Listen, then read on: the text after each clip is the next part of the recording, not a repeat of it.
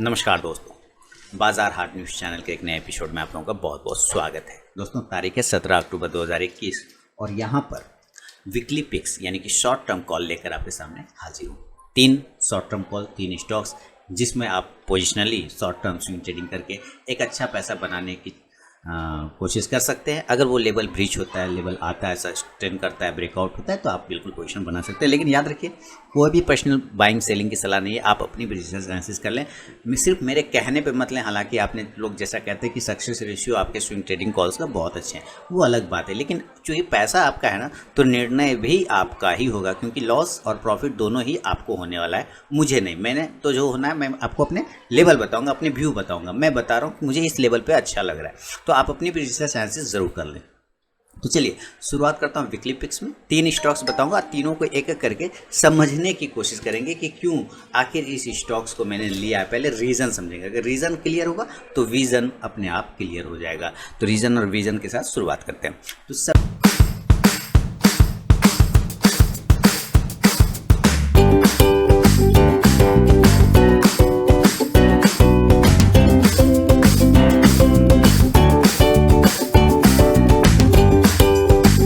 सबसे पहला स्टॉक जो है आपके सामने में वो है अडानी पावर का। अडानी पावर का चार्ट आपके सामने में क्लियर है, विजुअल हो रहा है, बिल्कुल हो रहा होगा। और यहाँ पे भी कि अगर क्लोजिंग प्राइस देखा जाए, मैं ज़रा यहाँ पे एक प्राइस लगा लेता हूँ वापस से, और ये लगा लिया एक प्राइस। चलिए, तो यहाँ पे ये प्राइस आ गया। और जो लास्ट टाइम की क्लोजिंग चल रही है वो क्लोजिंग है लगभग आपका 112 रुपये के आसपास, यहाँ पे भी क्लोजिंग है। तो हमें अडानी पावर क्यों पसंद है, क्यों अच्छा लग रहा है, ये समझते हैं। सबसे पहले इसके चार्ट को छोटा कर लेते हैं। देखिए, आपको रीज़न समझ में आना चाहिए। मैं सिखाने की कोशिश कर रहा हूँ, समझाने की कोशिश कर रहा हूँ। सिर्फ एंट्री लेवल देखने से नहीं समझ में आएगा, क्योंकि हमेशा बैसाखी का सहारा आपको लेना पड़ेगा। मतलब हमेशा दूसरे के भरोसे रहेंगे आप। अगर आप कि वो लेवल मुझे बता दे तो मैं बाय सेल कर लूँ, आप सीख लेंगे ना तो आप वो अपने आप हो जाएगा, सब कुछ आ जाएगा। तो देखिए, ये चार्ट को मैंने बहुत छोटा कर दिया। एक समय ये स्टॉक 30-40 पर था, कोई इसको पूछ नहीं रहा था। वहाँ से रैली देखिए कितना ज़बरदस्त गया, ऊपर 166 166 तक चला गया अडानी में। अडानी का पिछले 6 महीने का अगर हम लोग परफॉर्मेंस देखें तो अडानी के लगभग सारे ग्रुप स्टॉक्स में एक अच्छी तेज़ी देखने को मिली। आप इस जगह पे देखेंगे स्टॉक्स में जो जनवरी से मार्च तक का 2021 का एरिया था, यहाँ पे कंसोलिडेट कर रहा था अपने आप को। अगर मैं यहाँ पे थोड़ा सा एरिया बड़ा कर दूँ आपके लिए, ये देखिए, ये इसका कंसोलिडेशन एरिया था। ठीक है, इस जगह पे स्टॉक अपने आप को काफ़ी कंसोलिडेट कर रहा था एक जोन में। अब वो जोन कौन सा था, इसको समझते हैं। ये जोन देखिए, यहाँ पर से अगर मैं एक लाइन लगाता हूँ तो वो जोन कुछ इस प्रकार का था। ठीक है ना, यहाँ पे ये एक जोन था जिसके अंदर में वो कंसोलिडेट कर रहा था। और कब से कर रहा था, ये दिसंबर 2020 से लेके समझिए पूरा मार्च यहाँ तक चलाया, फरवरी तक।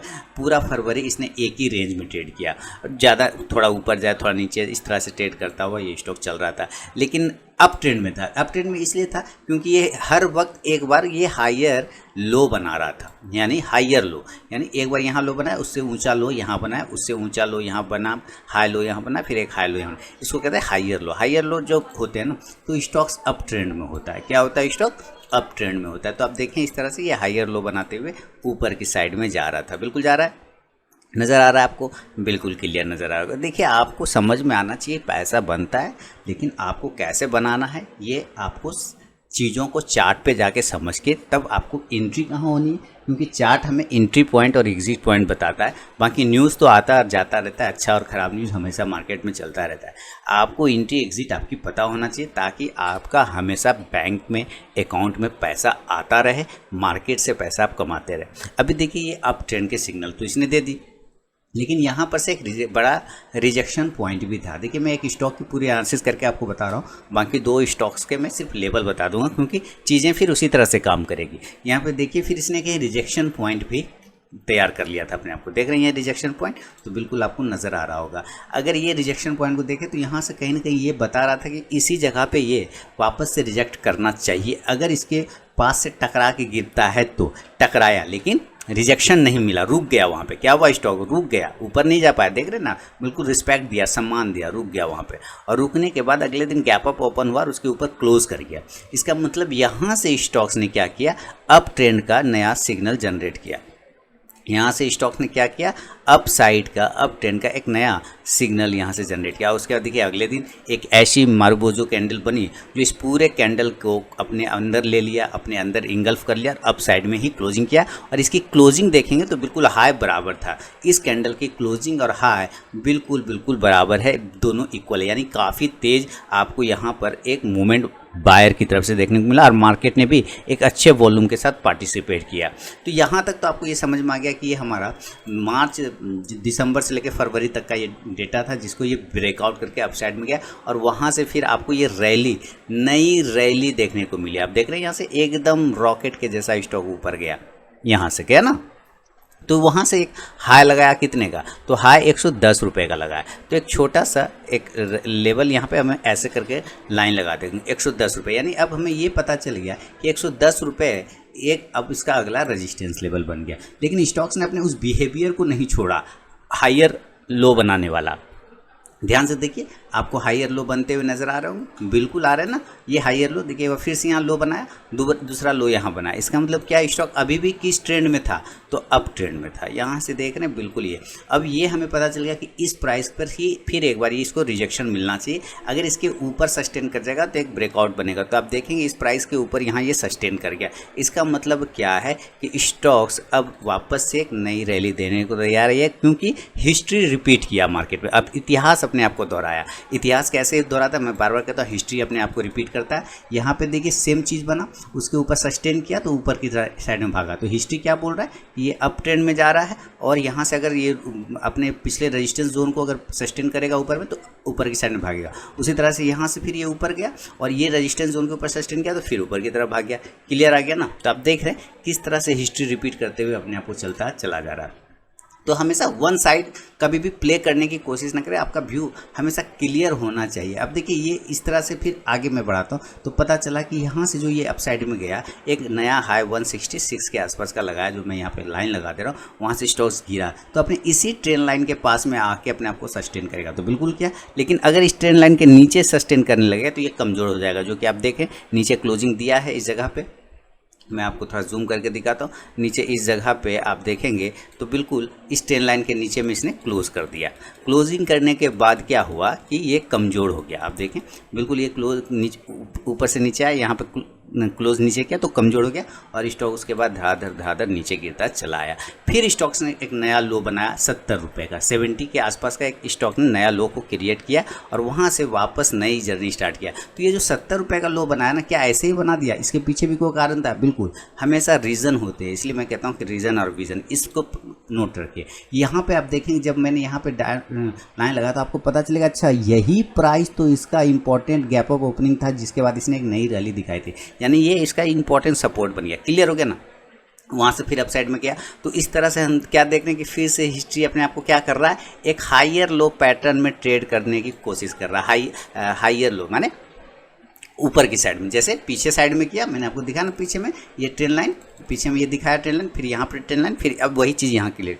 तो ये चीज़ें जब दिख रहा है तो फिर से एक प्राइस हमें यहाँ पे मिल गया। फिर से हमें एक प्राइस क्या मिल गया कि अच्छा जैसे पीछे बार रेजिस्टेंस लिया था तो फिर तो मैं देख रहा हूँ वो रेजिस्टेंस जोन। तो कैसे दिख रहा है रेजिस्टेंस जोन भाई, ये देखिए ये एक रेजिस्टेंस जोन हमारे पास आ गया। ओहो, तो सेम वही हिस्ट्री रिपीटेशन आ गया, दिमाग में खुला, दिमाग की बत्ती जल गई आपकी, सेम हिस्ट्री रिपीटेशन हो गया। हाँ अब ये सही बात है।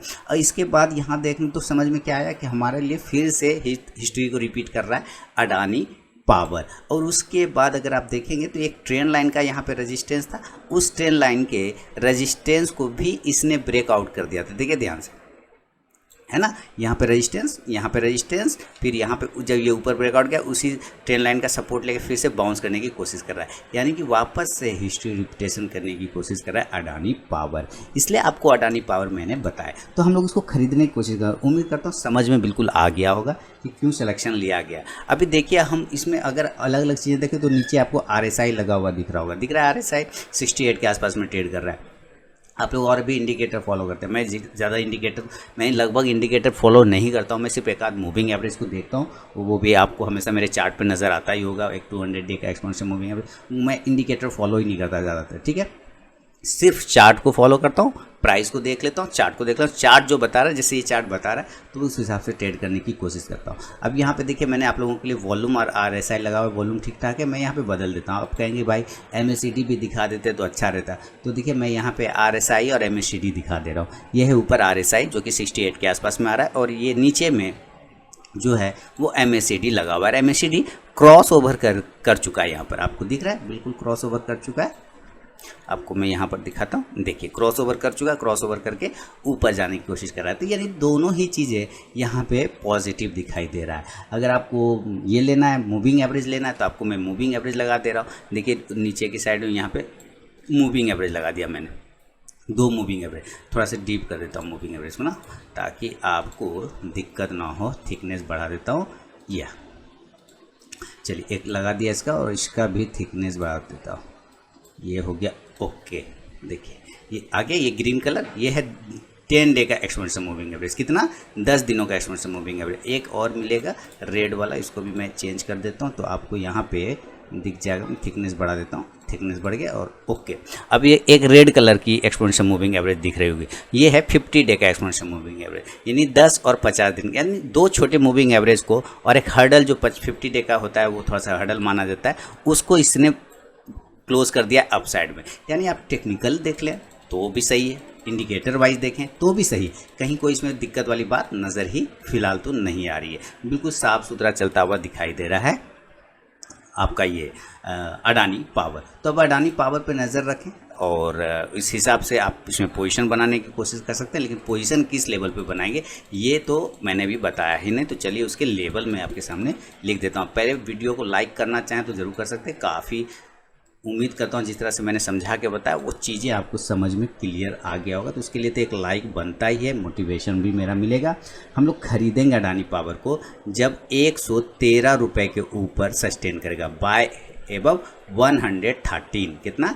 113 रुपये के ऊपर, ओके 113 के ऊपर। अच्छा मैं इसको यहाँ पे लिख देता हूँ, इससे क्या होगा ना, आपको नज़र में भी रहेगा, ध्यान में भी रहेगा, और मुझे भी ये, मैं इसको हटाता हूँ और इसी से लिख देता हूँ 113 रुपये, ये मैं लिख दिया, ठीक है। बाय एबव 113, 113 रुपये के ऊपर खरीदना है। और स्टॉप लॉस कितने का लगाएंगे? स्टॉप लॉस लगा लेंगे हम लोग 105 रुपये का, 105 का। और टारगेट क्या होगा इसके? तो इसके टारगेट बनेंगे पहले 120, 120, दूसरा 127, 127, और तीसरा 134, 134 रुपये का। ये पहला स्टॉक हुआ अडानी पावर। बाय करना 113 रुपये के ऊपर, स्टॉप लॉस 105, 105, टारगेट 120, 127, 134 के आसपास में अडानी पावर का मिलेगा। तो ये एक स्टॉक मैंने आपको बताया। चलिए बढ़िया। अब मैं जल्दी से 2 स्टॉक और बता दूं, और दूसरा स्टॉक्स का नाम, उसके सिर्फ मैं लेवल बताऊंगा आपको, क्योंकि सिलेक्शन का रीज़न आपको पता है कि टेक्निकली ही मैंने सेलेक्ट किया होगा, दूसरा कोई रीज़न इसमें नहीं होगा, और काफ़ी अच्छे मूवमेंट भी दिख रहे होंगे। तो ये है गुड लक इंडिया। क्या नाम है? Good luck, GOOD, good luck stock का नाम है। यहाँ पे आप देख सकते हैं स्टॉक का नाम, यहाँ पे आपको मिल रहा होगा गुड लक इंडिया। ये देखिए गुड लक, ठीक है। तो गुड लक है, और एक ये शायद मेटल सेक्टर का है। मैंने पहले भी शॉर्ट टर्म कॉल इसमें दिए हैं, सारे टारगेट आ चुके हैं, लेकिन फिर भी अभी एक चार्ट बेहतरीन बन रहा है, तो मुझे इस पर एक बाइंग अपॉर्चुनिटी फिर से दिख रहा है। तो मैं यहाँ पे आपको लेवल लिख देता हूँ, गुड लक को खरीदेंगे। क्यों? बाय एबव, देखिए पहले मुझे लिख लेने दिए, फिर वो अपने आप बड़ा हो जाएगा। 315 से 320 के ऊपर, यानी बाय एबव 315 टू 320, 315 रुपये से 320 रुपये के आसपास मिली तो ज़रूर बाय करिए। और स्टॉप लॉस जो लगाएंगे हम लोग इसमें 300 रुपये, 300 का लेंगे। और टारगेट जो इस कंडीशन में होगा, पहला टारगेट होगा 340, 340, दूसरा 360, 360, और तीसरा 380, 380 रुपये का। तो ये सेकेंड स्टॉक है। स्टॉक का नाम क्या है? Good luck. क्लियर हो गया? अच्छा, तो 2 स्टॉक्स मैंने आपको बता दिए, बेहतरीन चार्ट पर है और बेहतरीन पैटर्न बनाता हुआ ट्रेड करने की कोशिश कर रहा है। तीसरा स्टॉक और भी मैं बताऊंगा, वो है नाम इंडिया, ठीक है। Nippon asset management, name India, NAM, name India, Nippon asset management. इसको भी खरीदने की कोशिश करेंगे, बाय करने की कोशिश करेंगे। रीज़न, सारी चीज़ टेक्निकल पे आधारित हैं, जो कि मैंने पहले भी आपको करके दिखाया। तो इसको हम लोग बाय एबव करेंगे 460 के ऊपर, 460 के ऊपर। स्टॉप लॉस जो लेके चलेंगे हम लोग इस कंडीशन में 40 440 का, और टारगेट इस कंडीशन में होगा, फर्स्ट टारगेट होगा 480 480, दूसरा टारगेट 500 500 रुपये का, और तीसरा 520 यानी 520 रुपये का। स्टॉक का क्या नाम है? Name India, NAM name India. तो ये 3 स्टॉक है दोस्तों जो टेक्निकल चार्ट पे और साथ ही सारे क्राइटेरिया पे फिट बैठता हुआ नजर आ रहा है। तो मैंने आप लोगों के लिए वीकली पिक शेयर किया है। उम्मीद करता हूँ पसंद आएगा, कमेंट करके मुझे बताएं। मिलूंगा नेक्स्ट वीडियो में, तब तक के लिए बहुत बहुत धन्यवाद।